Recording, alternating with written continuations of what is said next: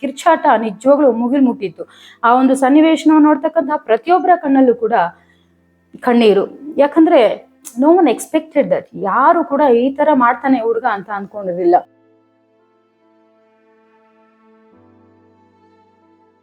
ವೀಕ್ಷಕರೇ, ಎಲ್ಲರಿಗೂ ನಮಸ್ಕಾರ.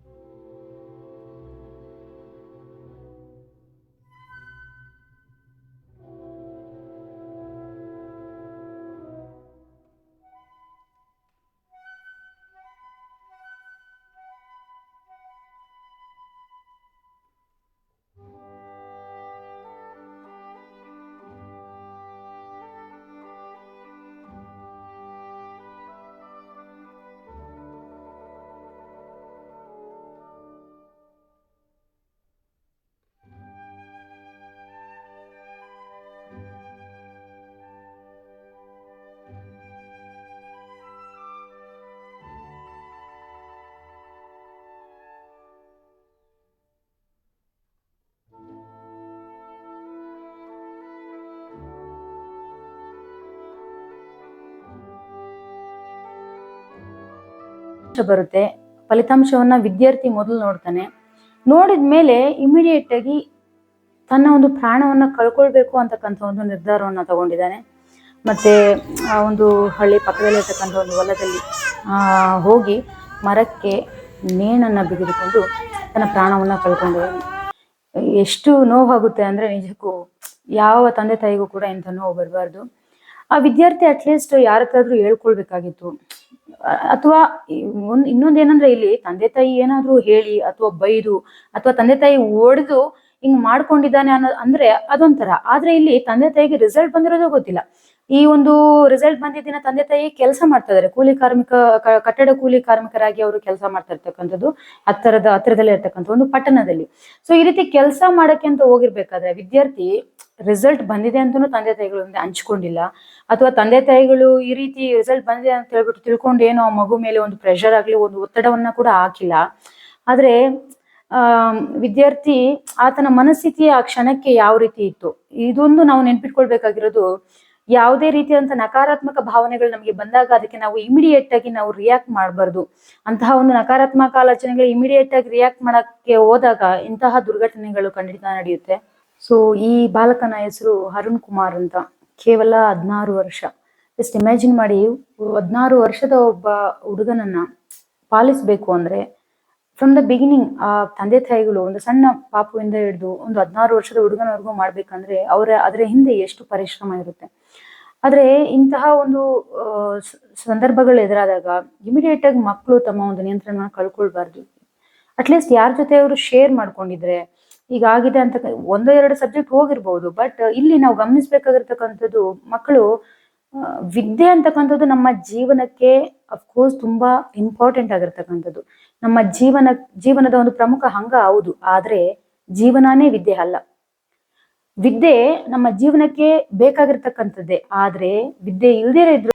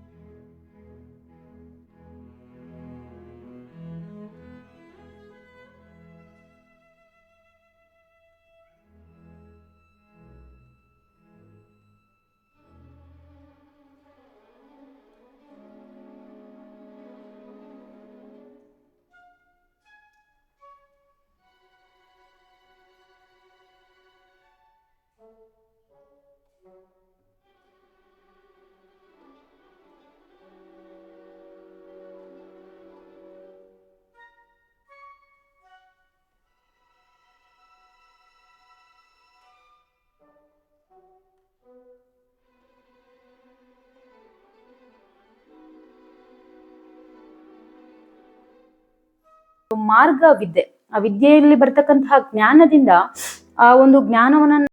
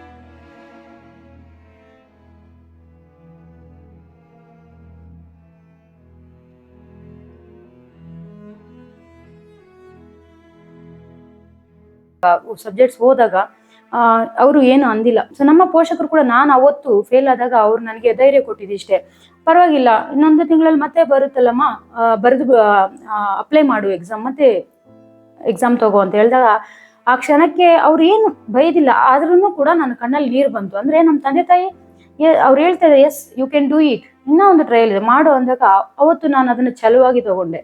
ಮತ್ತೆ ಆ ಒಂದು ಸೆಕೆಂಡ್ ಅಟೆಂಪ್ಟ್ ತಗೊಂಡಾಗ 2 ಸಬ್ಜೆಕ್ಟ್ಗಳನ್ನ ಕೂಡ ಪಾಸ್ ಮಾಡಿಕೊಂಡೆ.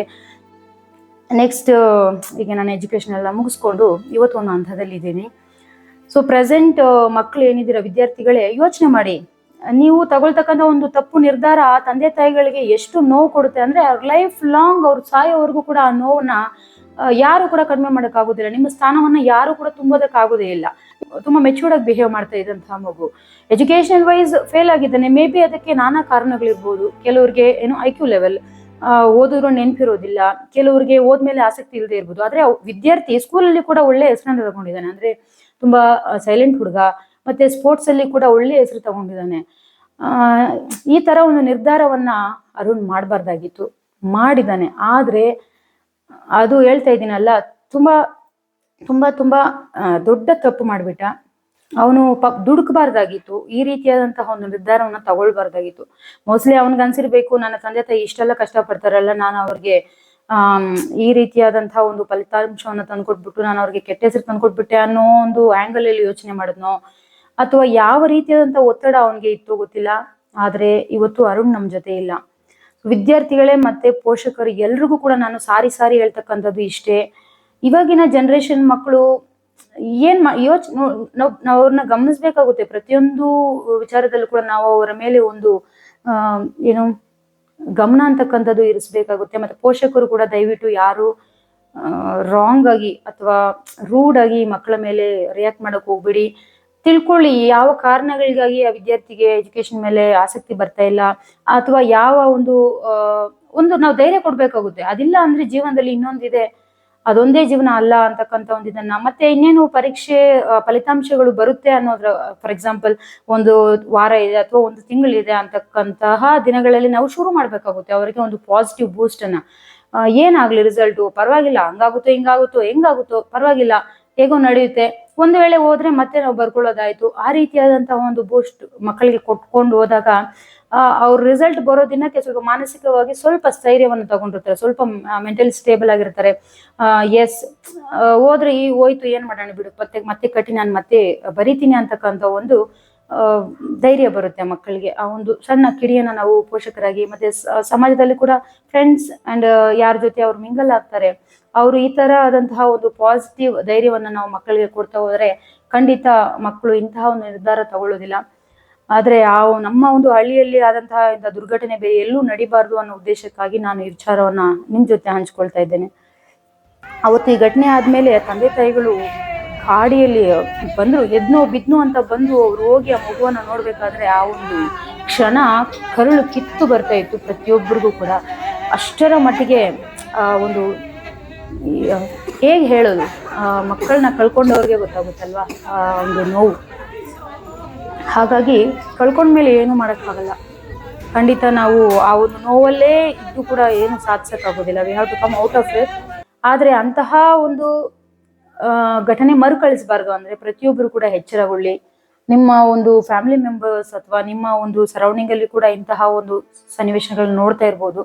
ಎಲ್ಲ ವಿದ್ಯಾರ್ಥಿಗಳು ಹೇಗೆ ನಮ್ಮ 5 ಬೆರಳು ಒಂದೇ ಸಮ ಇರೋದಿಲ್ಲ, ಹಾಗೆ ಒಂದೊಂದು ವಿದ್ಯಾರ್ಥಿ ಒಂದೊಂದು ರೀತಿಯಲ್ಲಿ ಡಿಫ್ರೆಂಟ್ ಅಥವಾ ಯುನೀಕ್ ಸ್ಟ್ರೆಂತ್ ಅನ್ನು ಹೊಂದಿರ್ತಾನೆ. ಒಂದೇ ತರ ಸ್ಟ್ರೆಂತ್ ಇರುತ್ತೆ ಅಂತ ನಾವು ಹೇಳಕ್ಕಾಗೋದಿಲ್ಲ. ಹಾಗಾಗಿ ಆ ವಿದ್ಯಾರ್ಥಿಲಿ ಯಾವ ರೀತಿಯಂತ ಸ್ಟ್ರೆಂತ್ ಇದೆ ಅದಕ್ಕೆ ತಕ್ಕಂತೆ ನಾವು ಸ್ವಲ್ಪ ಆ ಒಂದು ಆಂಗಲ್ ಅಲ್ಲಿ ನಾವು ಆ ಮಗುವಿಗೆ ನಾವು ಉತ್ತೇಜನವನ್ನ ಕೊಟ್ಕೊಂಡು ಹೋದ್ರೆ ಮಗುವಿಗೆ ಕೂಡ ಒಂದು ಸಕಾರಾತ್ಮಕ ರೀತಿಯಲ್ಲಿ ಜೀವನದಲ್ಲಿ ಮುಂದೆ ಬರ್ತಕ್ಕಂತಹ ಒಂದು ಹಾದಿಗೆ ನಾವು ಸ್ವಲ್ಪ ಸಹಕಾರ ನೀಡಿದಂತೆ ಆಗುತ್ತೆ. ಹಾಗಾಗಿ ಪ್ರತಿಯೊಬ್ಬರು ಕೂಡ ದಯವಿಟ್ಟು ಈ ವಿಚಾರವನ್ನ ಗಮನಿಸಿ ಸೀರಿಯಸ್ ಆಗಿ ತಗೊಳ್ಳಿ. ಅಂಡ್ ಇಲ್ಲಿ ಸರ್ಕಾರ ಕೂಡ ನಮ್ಮ ಗೌರ್ಮೆಂಟ್ ಆಗಿರ್ಬೋದು, ಪ್ರೈವೇಟ್ ಸ್ಕೂಲ್ಸ್ ಆಗಿರ್ಬೋದು, ಈ ಎಕ್ಸಾಮ್ ರಿಸಲ್ಟ್ಸ್ ಬರುತ್ತೆ ಅಥವಾ ನಾಳೆ ನಾಳಿದ್ದು ಬರುತ್ತೆ ಅನ್ಬೇಕಾದ್ರೆ ಒಂದು ದಿನ ಮುಂಚಿತವಾಗಿ ಮಕ್ಕಳಿಗೆ ಒಂದು ಕೌನ್ಸಿಲಿಂಗ್ ಮಾಡೋದ್ರಿಂದ ಮಕ್ಕಳಿಗೆ ಮತ್ತೆ ಪೋಷಕರಿಗೂ ಕೂಡ ಅಷ್ಟೇ. ಕೆಲವರು ಪೇರೆಂಟ್ಸ್ಗೆ ಇದ್ರ ಬಗ್ಗೆ ಅವೇರ್ನೆಸ್ ಇರೋದಿಲ್ಲ, ಯಾವ ರೀತಿ ರಿಯಾಕ್ಟ್ ಮಾಡಿದ್ರೆ ಯಾವ ರೀತಿಯಾದಂತಹ ಒಂದು ಪರಿಣಾಮ ಎದುರಾಗ್ಬೋದು ಅಂತಕ್ಕಂಥ ಒಂದು ಅವೇರ್ನೆಸ್ ಇರೋದಿಲ್ಲ. ಮಕ್ಕಳಿಗೆ ಕೂಡ ಶಿಕ್ಷಕರು ಇವತ್ತಿನ ಶಿಕ್ಷಕರಲ್ಲಿ ಎಷ್ಟರ ಮಟ್ಟಿಗೆ ಎಷ್ಟು ಪ್ರಾಮಾಣಿಕವಾಗಿ ಕೆಲಸ ಮಾಡ್ತಾ ಇದ್ದಾರೆ ಅಂತಕ್ಕಂಥದ್ದು ಶಿಕ್ಷಕರಿಗೆ ಗೊತ್ತಿರುತ್ತೆ. ಕೆಲವರು ಇದ್ದಾರೆ ತುಂಬಾ ಪ್ರಾಮಾಣಿಕವಾಗಿ ಅವರ ಒಂದು ಕರ್ತವ್ಯವನ್ನ ಮಾಡಿಕೊಂಡು ತುಂಬಾ ಕರ್ತವ್ಯ ನಿಷ್ಠೆಯನ್ನ ಹೊಂದಿರತಕ್ಕಂಥ ಶಿಕ್ಷಕರು ಇದ್ದಾರೆ. ಮತ್ತೆ ಅದೇ ರೀತಿಯಲ್ಲಿ ಡೆಡಿಕೇಶನ್ ಇಲ್ಲದೆ ಏನೋ ಸಂಬಳಕ್ಕಾಗಿ ಕೆಲಸ ಮಾಡ್ತಾ ಇರ್ತಕ್ಕಂಥ ಶಿಕ್ಷಕರು ಕೂಡ ಇದ್ದಾರೆ. ಸೊ ದಯವಿಟ್ಟು ಇಲ್ಲಿ ಪ್ರತಿಯೊಬ್ಬರು ಕೂಡ ಗಮನಿಸಬೇಕು. ಈ ಒಂದು ವಿಚಾರ ಅಂತಕ್ಕಂಥದ್ದು ಕೇವಲ ಪೋಷಕರಿಗೆ ಮತ್ತು ವಿದ್ಯಾರ್ಥಿಗೆ ಮಾತ್ರ ಸೀಮಿತ ಅಲ್ಲ. ಈ ಒಂದು ಪ್ರಕ್ರಿಯೆಯಲ್ಲಿ ಶಿಕ್ಷಕರ ಪಾತ್ರ ಅಂತದ್ದು ಕೂಡ ತುಂಬಾನೇ ಇಂಪಾರ್ಟೆಂಟ್. ಸೊ ಹಾಗಾಗಿ ಯಾಕಂದ್ರೆ ಕೆಲವೊಂದು ವಿಚಾರಗಳನ್ನ ತಂದೆ ತಾಯಿಗಳು ಕೂಡ ಹಂಚ್ಕೊಳಕ್ಕಾಗೋದಿಲ್ಲ, ಅಂತ ವಿಚಾರಗಳನ್ನ ಮಕ್ಕಳು ಕೆಲವೊಮ್ಮೆ ಶಿಕ್ಷಕರೊಂದಿಗೆ ಹಂಚ್ಕೊಳ್ತಾರೆ.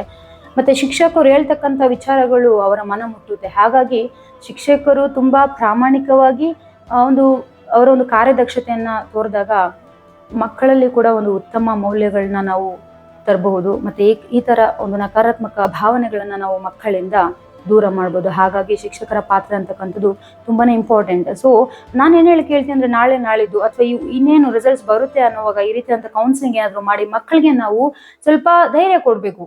ಎದರ್ plus or minus, pass fail, but ನಾವು ಜೀವನದಲ್ಲಿ ನಾವು ಗೆಲ್ತೀವಿ ಅಂತಕ್ಕಂಥ ಒಂದು ನಂಬಿಕೆಯನ್ನ ನಾವು ಕಳ್ಕೊಳ್ಬಾರ್ದು. ಧೈರ್ಯವಾಗಿರ್ಬೇಕು. ಹೋದ್ರೆ ಇನ್ನೊಂದ್ಸರಿ ಕಟ್ತೀವಿ, ಮತ್ತೆ ಹೋಯ್ತಾ ಇನ್ನೊಂದ್ಸರಿ ಕಟ್ತೀವಿ, ಅಥವಾ ಆಗ್ಲೇ ಇಲ್ವಾ ಆ ದಾರಿಯನ್ನ ಬಿಟ್ಟು ಬೇರೆ ಎಷ್ಟೋ ದಾರಿಗಳಿದಾವೆ. 1000 ದಾರಿಯಲ್ಲಿ ಒಂದು ದಾರಿ ಆಗಿಲ್ಲ ಅಂದ್ರೆ ಇನ್ನು 999 ದಾರಿಗಳು ಖಾಲಿ ಇದೆಯಲ್ಲ. ಸೊ ಆ ಹಾದಿಯಲ್ಲಿ ನಾವು ಯೋಚನೆ ಮಾಡ್ಬೇಕೇ ವಿನಃ ಇದೊಂದು ದಾರಿ ಇಲ್ಲ ಅಂದ್ರೆ ನನ್ನ ಜೀವನನೇ ಇಲ್ಲ ಅಂತಕ್ಕಂತಹ ಒಂದು ಭಾವನೆಯನ್ನ ಮಕ್ಕಳಿಂದ ನಾವು ದೂರ ಮಾಡ್ಬೇಕಾಗುತ್ತೆ. ಸೊ ಈ ಒಂದು ನಿಟ್ಟಿನಲ್ಲಿ ಪ್ರತಿಯೊಬ್ರು ಕೂಡ ತುಂಬಾ ಸೀರಿಯಸ್ ಆಗಿ ತಗೊಳ್ಳಿ. ಮತ್ತೊಂದು ಇಂತಹ ದುರ್ಘಟನೆ ಬೇರೆ ಎಲ್ಲೂ ಕೂಡ ನಡೀದೇ ಇರ್ಲಿ ಅಂತ ಹೇಳ್ಬಿಟ್ಟು ನಾನು ಈ ಮೂಲಕ ಕೇಳ್ಕೊಳ್ತೇನೆ. ತಂದೆ ತಾಯಿಗಳಿಗೆ ನೋವನ್ನ ಭರಿಸ್ತಕ್ಕಂತಹ ಶಕ್ತಿಯನ್ನ ಭಗವಂತ ನೀಡ್ಲಿ. ಮತ್ತೆ ಮಕ್ಕಳು ಇನ್ನು ಯಾರೆಲ್ಲ ಇದ್ದಾರೆ ಈ ರೀತಿಯಾದಂತ ಒಂದು ಯೋಚನೆ, ಹೋಯ್ತಂದ್ರೆ ಹೋಯ್ತು ಬಿಲ್ಲ, ಜೀವನ ಅಂತಕ್ಕಂಥದ್ದು ಅಷ್ಟೇ ಅಲ್ಲ, ಎಷ್ಟೋ ಇದೆ. ಹಾಗಾಗಿ ಆ ರೀತಿಯಂತ ಭಾವನೆಗಳನ್ನ, ಅಂತಹ ಒಂದು ಯೋಚನೆಗಳನ್ನ ಖಂಡಿತ ಮಾಡಬೇಡಿ. ಯಾಕಂದ್ರೆ ಇವಾಗ ಮಗು ಹೋದ್ಮೇಲೆ ತಂದೆ ತಾಯಿ ಅನುಭವಿಸಿದಂತ ನೋವಿದೆ ನೋಡಿ, ಆ ನೋವನ್ನ ಯಾರು ತುಂಬಕ್ಕಾಗುತ್ತೆ ಹೇಳಿ? ಮಗು ಏನೋ ಹೋಗ್ಬಿಡ್ತು, ಆದ್ರೆ ಅಟ್ಲೀಸ್ಟ್ ಫೇಲ್ ಆದ್ರೆ ಓಕೆ, ಇನ್ನೊಂದು ದಾರಿ ಇದೆ. ಆದ್ರೆ ಮಗು ಜೀವನೇ ಹೋದ್ಮೇಲೆ ಎಲ್ಲಿ ಇನ್ನೊಂದು ಮಗು ಜೀವನ ತಗೊಂಡ್ ಬರಕ್ಕಾಗುತ್ತಾ ವಾಪಸ್? ಕೋಟಿ ಕೊಟ್ರು ಜೀವ ವಾಪಸ್ ಬರಲ್ಲ ಅಲ್ವಾ? ಫೇಲ್ ಆಗಿರೋ ಮಗುಗೆ ನಾವ್ ಇನ್ನೊಂದ್ಸರಿ ಬೇಕಂದ್ರೆ ಕಟ್ಟಿ ಪಾಸ್ ಮಾಡ್ಕೊಳ್ಬಹುದು, ಆದ್ರೆ ಜೀವ ಹೋದ್ಮೇಲೆ ಮತ್ತೆ ಜೀವನ ವಾಪಸ್ ತಗೊಂಡ್ ಬರಕ್ಕಾಗೋದಿಲ್ಲ ಮಕ್ಕಳೇ. ಹಾಗಾಗಿ ಯಾರು ಕೂಡ ಇಂತಹ ಒಂದು ತಪ್ಪು ನಿರ್ಧಾರವನ್ನ ತಗೊಳ್ಬೇಕು. ಬಾಗಲಕೋಟೆಯ ಬಸವೇಶ್ವರ ಇಂಗ್ಲಿಷ್ ಮೀಡಿಯಂ ಸ್ಕೂಲ್ನ ಒಬ್ಬ ವಿದ್ಯಾರ್ಥಿಯಾದಂತಹ ಅಭಿಷೇಕ್ ಈ ಒಂದು SSLC ಪರೀಕ್ಷೆಯಲ್ಲಿ ಆಲ್ಮೋಸ್ಟ್ 6 ಸಬ್ಜೆಕ್ಟ್ಗಳಲ್ಲಿ ಕೂಡ ಫೇಲ್ ಆಗಿದ್ದಾನೆ. ಆತನ ತಂದೆ ತಾಯಿಗಳು ಇದನ್ನ ಯಾವ ರೀತಿ ಸ್ವೀಕರಿಸಿದ್ದಾರೆ? ಕೇಕ್ ತಗೊಂಡು ಬಂದು ಆತನ ಒಂದು ಫಲಿತಾಂಶ ಒಂದು ರಿಸಲ್ಟ್ ಶೇಕಡ ಅವರು ಬಂದು 32% ತಗೊಂಡಿದ್ದಾನೆ. ಓವರ್ ಆಲ್ ಎಲ್ಲ 6 ಸಬ್ಜೆಕ್ಟ್ ಅಲ್ಲಿ ಅವನು ತಗೊಂಡಿರ್ತಕ್ಕಂಥದ್ದು 32%. 6 ಸಬ್ಜೆಕ್ಟ್ ಅಲ್ಲೂ ಕೂಡ ಫೇಲ್. ಸೊ ಯಾವ ರೀತಿ ಅವರು ಸೆಲೆಬ್ರೇಟ್ ಮಾಡಿದ್ದಾರೆ? ಒಂದು ಕೇಕ್ ಪಾರ್ಟಿನ ಮಾಡಿ ಕೇಕ್ ಅನ್ನ ಕಟ್ ಮಾಡೋದ್ರ ಮೂಲಕ, ಅದು ಕೇಕ್ ಮೇಲೆ 32% ಅಂತ ತುಂಬಾ ಏನು ಸ್ಟೈಲಿಶ್ ಆಗಿ ಅದನ್ನ ವಿನ್ಯಾಸಗೊಳಿಸಿ ಅದನ್ನ ಸೆಲೆಬ್ರೇಟ್ ಮಾಡಿ ಮಗುಗೆ ಕೇಕ್ ತಿನ್ಸಿದ್ದಾರೆ. ಇದು ಏನಪ್ಪಾ ಅಂತ ಹಾಸ್ಯಾಸ್ಪದ ಅಂತ ಅನ್ಸ್ಬಹುದು, ಆದ್ರೆ ಆ ಮಗುವಿಗೆ ಇದು ಯಾವ ರೀತಿಯಾದಂತ ಸ್ಪೋರ್ಟಿನೆಸ್ ಕೊಟ್ಟಿರುತ್ತೆ ಹೇಳಿ? ಒಂದು ಸ್ಫೂರ್ತಿ ಕೊಟ್ಟಿರುತ್ತೆ.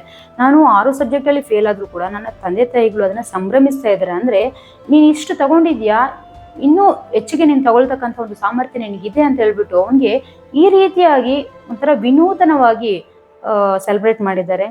ಸೊ ಇದನ್ನ ನಾನು ಏನಕ್ಕೆ ಹೇಳ್ತಾ ಇದ್ದೀನಿ ಅಂದ್ರೆ, ಫೇಲ್ಯೂರ್ ಬಂತು ಅಂದಾಗ ಮಕ್ಕಳಿಗೆ ಧೈರ್ಯ ತುಂಬಬೇಕಾಗಿರೋದು ನಾವೇ, ಪೋಷಕರಾದಂತಹ ನಾವೇ. ಯು ಆರ್ ನಾಟ್ ಕೇಪಬಲ್ ಅಂತ ಅಂದ್ಬಿಟ್ರೆ ಮಗುಗೆ ಏನು ಕೂಡ ಸಾಧನೆ ಮಾಡೋದಕ್ಕೆ ಸಾಧ್ಯ ಇಲ್ಲ. ಸೊ ಇದೇನಪ್ಪ ಫೇಲ್ಯೂರ್ ಅನ್ನ ಸೆಲೆಬ್ರೇಟ್ ಮಾಡ್ತಾ ಇದಾರೆ ಅಂತ ಎಲ್ರಿಗೂ ಅನಿಸ್ಬಹುದು, ಆದ್ರೆ ಈಗಿನ ಪ್ರೆಸೆಂಟ್ ಜನರೇಷನ್ ಹೇಗಿದೆ ಅಂತ ಹೇಳಿದ್ರೆ ನಾವು ತುಂಬಾ ವಿನೂತನವಾಗಿ ಯೋಚನೆ ಮಾಡ್ಬೇಕಾಗುತ್ತೆ. ಹಾಸ್ಯಾಸ್ಪದ ಅನ್ಸಿದ್ರು ಕೂಡ ಆ ಒಬ್ಬ ತಂದೆ ಇದಾರಲ್ಲ, ಅವರು ಒಂದು ಸ್ಫೂರ್ತಿಗೆ ನಾವು ಮೆಚ್ಚಲೇಬೇಕು. ಫೇಲ್ ಆಗಿದ್ರು ಕೂಡ ಮಗನನ್ನ, ಆತನ ಒಂದು ಫೇಲ್ಯೂರ್ ಅನ್ನ ವಿಜೃಂಭಿಸ್ತಕ್ಕಂಥದ್ದು ಅಥವಾ ಆ ಒಂದು ಫೇಲ್ಯೂರ್ ಅನ್ನ ಸೆಲೆಬ್ರೇಷನ್ ಮೂಲಕ ಆ ಮಗುವಿಗೆ ನಾನು ಐ ಕ್ಯಾನ್ ಡೂ ಇಟ್ ಅಂತಕ್ಕಂಥ ಒಂದು ಧೈರ್ಯ ಕೊಡ್ತಕ್ಕಂಥದ್ದು ಇದೆಯಲ್ಲ, ಸೊ ಖಂಡಿತ ನಾವು ಇಲ್ಲಿ ಅಪ್ರಿಶಿಯೇಟ್ ಮಾಡ್ಬೇಕಾಗುತ್ತೆ. ಮತ್ತೆ ಆ ವಿದ್ಯಾರ್ಥಿ ಕೂಡ ಈ ಒಂದು ಸೆಲೆಬ್ರೇಷನ್ ಅನ್ನ ಸ್ಫೂರ್ತಿಯಾಗಿ ತಗೊಂಡು ನಾನು ಮತ್ತೆ ಎಕ್ಸಾಮ್ಗೆ ಅಪಿಯರ್ ಆಗ್ತೀನಿ, ಮತ್ತೆ ಓದ್ತೀನಿ, ಪಾಸ್ ಆಗ್ತೀನಿ ಅಂತಕ್ಕಂಥ ಒಂದು ಧೈರ್ಯದ ಒಂದು ಆಶ್ವಾಸನೆಯನ್ನ ಕೂಡ ಕೊಟ್ಟಿದ್ದಾನೆ ಅಂತಕ್ಕಂಥದ್ದು ನಿಜಕ್ಕೂ ಒಂದು ಏನ್ ಹೇಳ್ತೀವಿ, ಇಟ್ಸ್ ಗುಡ್ ಅಲ್ವಾ? ನನಗೆ ಹಿಂಗಾಗ್ಬಿಡ್ತಲ್ಲ ಅಂತ ಹೇಳ್ಬಿಟ್ಟು ಯಾವುದೋ ರೀತಿಯಾದಂತಹ ರಾಂಗ್ ಡಿಸಿಷನ್ ತಗೊಳ್ಳೋ ಬದಲು ಸೊ ಆ ಮಗುಗೆ ಯು ಕ್ಯಾನ್ ಡೂ ಇಟ್ ಅಂತಕ್ಕಂತಹ ಒಂದು ಧೈರ್ಯವನ್ನ ಖಂಡಿತ ನಾವು ಪೋಷಕರಾಗಿ ಕೊಡ್ಬೇಕಾಗುತ್ತೆ. ಸೊ ಇಂತಹ ಒಂದು ವಿಚಾರವನ್ನ ಅಂದ್ರೆ ನಮ್ಮ ಹಳ್ಳಿಯಲ್ಲಿ ಆದಂತಹ ಇಂಥ ಒಂದು ವಿಚಾರವನ್ನ ತಗೊಂಡು ನಾನು ನಿಮ್ ಮುಂದೆ ಪ್ರಸ್ತುತ ಪಡಿಸ್ತೀನಿ ಅಂತ ಹೇಳ್ಬಿಟ್ಟು ನಾನು ಯಾವತ್ತೂ ಕೂಡ ಅನ್ಕೊಂಡಿರ್ಲಿಲ್ಲ.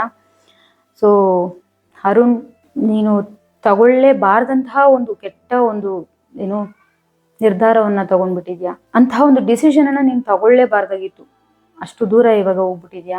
ಆದ್ರೆ ಯಾವ ವಿದ್ಯಾರ್ಥಿಗಳು ಕೂಡ ಈ ಒಂದು ವಿಡಿಯೋ ನೋಡ್ತಾ ಇರ್ತಕ್ಕಂಥ ಪ್ರತಿಯೊಬ್ಬರು ಕೂಡ ನಿಮ್ಮ ಸರೌಂಡಿಂಗ್ ಅಲ್ಲಿ ಇರ್ತಕ್ಕಂಥವ್ರಿಗೆ ಅಥವಾ ನಿಮ್ಗೆ ಗೊತ್ತಿರ್ತಕ್ಕಂಥವ್ರಿಗೆ ಖಂಡಿತ ಇದನ್ನ ಕಳಿಸಿ ಒಂದು ಸಾಮಾಜಿಕ ಜಾಗೃತಿಯನ್ನ ಮೂಡಿಸ್ತಕ್ಕಂತಹ ಒಂದು ಉದ್ದೇಶದಿಂದ ಹಂಚ್ಕೊಳ್ತಕ್ಕಂಥ ವಿಚಾರಗಳು ಹಲವು ಜನರಿಗೆ ರೀಚ್ ಆಗ್ಲಿ ಅಂತಕ್ಕಂಥದ್ದು ನನ್ನ ಈ ಒಂದು ವಿಡಿಯೋದ ಮುಖ್ಯ ಉದ್ದೇಶ.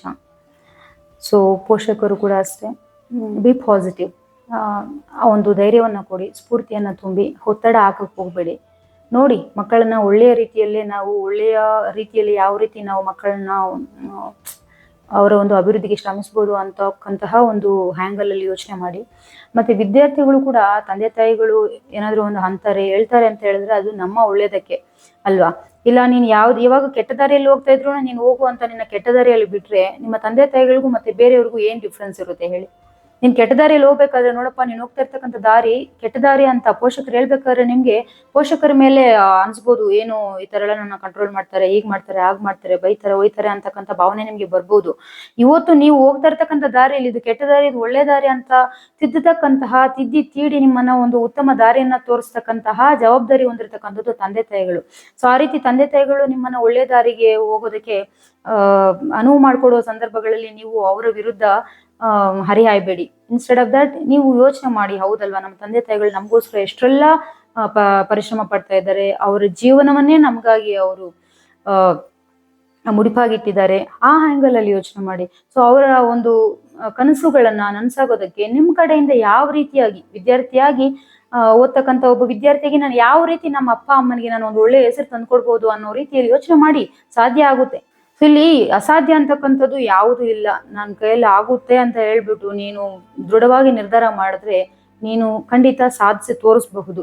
ಎಷ್ಟೋ ಜನ ಇದ್ದಾರೆ ಈ ರೀತಿಯಾಗಿ ಫೇಲ್ ಆಗಿದ್ದು ಕೂಡ, SSLC ಫೇಲ್ ಆಗಿದ್ದು IAS ಅಲ್ಲಿ ಪಾಸ್ ಆಗಿರ್ತಕ್ಕಂಥ ವಿದ್ಯಾರ್ಥಿಗಳಿದ್ದಾರೆ. ಅವ್ರನ್ನೆಲ್ಲ ನಾವು ನಿದರ್ಶನವಾಗಿ ಯಾಕೆ ತಗೊಳ್ಬಾರ್ದು ಅಲ್ವಾ? ಮತ್ತೆ ಇಲ್ಲಿ ನಾವು ಮಕ್ಕಳನ್ನ ಕಂಪೇರ್ ಮಾಡೋಂಗೂ ಇಲ್ಲ. ಈ ಮಗು ಚೆನ್ನಾಗ್ ಓದ್ತಾ ಇದೆ, ಆ ಮಗು ಚೆನ್ನಾಗ್ ಓದ್ತಾ ಇಲ್ಲ ನೋಡು ಅಂತ ಹೇಳ್ಬಿಟ್ಟು ನಾವು ಕಂಪೇರ್ ಮಾಡೋಂಗೂ ಇಲ್ಲ. ಯಾಕಂದ್ರೆ ಒಬ್ಬೊಬ್ರದ್ದು ಒಂದೊಂದು ಬ್ರೈನ್, ಒಬ್ಬೊಬ್ರದ್ದು ಒಂದೊಂದು ರೀತಿಯಾದಂತ ಮೆಂಟಾಲಿಟಿ, ಒಬ್ಬೊಬ್ರದ್ದು ಒಂದೊಂದು ರೀತಿಯಾದಂತ ನಾಲೆಜ್ ಇರುತ್ತೆ. ಹಾಗಾಗಿ ನಾವು ಯಾರನ್ನೇ ಕೂಡ ಅವ್ರನ್ನ ನೋಡು ಹಂಗೆ, ಇವ್ರನ್ನ ನೋಡು ಹಿಂಗೆ ಅಂತ ಹೇಳ್ಬಿಟ್ಟು ನಾವು ಕಂಪೇರ್ ಮಾಡೋಂಗೆ ಇಲ್ಲ. ಆದ್ರೆ ಇಂತಹ ಒಬ್ಬ ಒಳ್ಳೆ ಪೋಷಕರಿಗೆ ಇಂತಹ ಒಂದು ನೋವು ಅಂತಕ್ಕಂಥದ್ದು ಆಯ್ತು ಅಂತಕ್ಕಂಥದ್ದು ನಿಜಕ್ಕೂ ಕೂಡ ಬೇಡ. ನಮ್ಮ ಶತ್ರುಗೂ ಕೂಡ ಅಂತಹ ನೋವು ಬೇಡ. ಸೊ ದಯವಿಟ್ಟು ಈ ವಿಡಿಯೋವನ್ನ ಸಾಧ್ಯವಾದಷ್ಟು ಸೋಷಿಯಲ್ ಮೀಡಿಯಾದಲ್ಲಿ ಎಲ್ಲ ಕಡೆ, ವಾಟ್ಸಪ್ ಅಲ್ಲಿ ಇರ್ಬೋದು, ಫೇಸ್ಬುಕ್ ಅಲ್ಲಿ ಇರ್ಬೋದು, ನಿಮ್ಮ ಇನ್ಸ್ಟಾದಲ್ಲಿ ಇರ್ಬೋದು, ಎಲ್ಲ ಸಾಧ್ಯ ಆಗುತ್ತೆ ಎಲ್ಲ ಕಡೆ ಕೂಡ ನಿಮ್ಗೆ ತಿಳಿದಿರತಕ್ಕಂತಹ ಪ್ರತಿಯೊಬ್ಬ ಪೋಷಕರಿಗೂ, ಪ್ರತಿಯೊಬ್ಬ ವಿದ್ಯಾರ್ಥಿಗಳಿಗೂ ಮುಟ್ಟೋವರೆಗೆ ಇದನ್ನ ಶೇರ್ ಮಾಡಿ. ಒಂದಷ್ಟು ಜನರಿಗೆ ಜಾಗೃತಿ ಅಂತಕ್ಕಂಥದ್ದು ಬರಲಿ. ಇಂತಹ ತಪ್ಪನ್ನ ನಮ್ಮ ಊರಿನ ಒಬ್ಬ ಒಳ್ಳೆಯ ಹುಡುಗ, ಒಂದು ಒಳ್ಳೆ ಮನಸ್ಸಿರ್ತಕ್ಕಂಥ ಹುಡುಗ ಮಾಡಿದಂತಹ ತಪ್ಪು, ಆ ತಂದೆ ತಾಯಿಗಳು ಇವತ್ತಿಗೂ ಅನುಭವಿಸ್ತಿರ್ತಕ್ಕಂತಹ ನೋವು ಬೇರೆ ಯಾವ ತಂದೆ ತಾಯಿಗಳು ಕೂಡ ಬರದೇ ಇರಲಿ. ಮತ್ತು ಇನ್ನು ನೀವು ನನ್ನ ಚಾನಲ್ನ ಸಬ್ಸ್ಕ್ರೈಬ್ ಮಾಡದೆ ನೋಡ್ತಾ ಇದ್ರೆ ಖಂಡಿತ ಚಾನಲ್ನ ಸಬ್ಸ್ಕ್ರೈಬ್ ಮಾಡ್ಕೊಳ್ಳಿ. ಇನ್ನಷ್ಟು ಒಳ್ಳೆಯ ಮಾಹಿತಿಪೂರ್ಣ ವಿಡಿಯೋಗಳೊಂದಿಗೆ ಮತ್ತೆ ನಿಮ್ಮ ಮುಂದೆ ಬರ್ತೇನೆ. ಧನ್ಯವಾದಗಳು.